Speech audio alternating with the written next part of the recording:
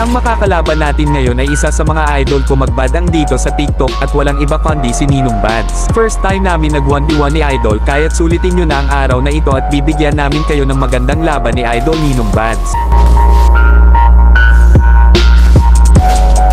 Hindi lang pala sa badang ka magaling si Idol kundi sa Cho din pala, iba talaga ang nag-iisang malakas na si Idol Ninong Bads.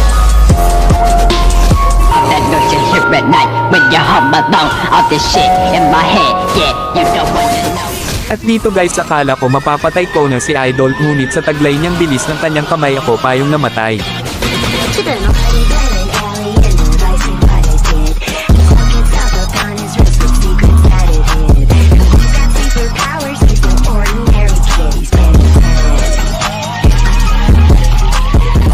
At dito naman guys, bago ko mapatay si Idol ay pinakitaan niya muna ako ng pangmalakasan na freestyle at ready nga yun at ako'y kanyang napahanga.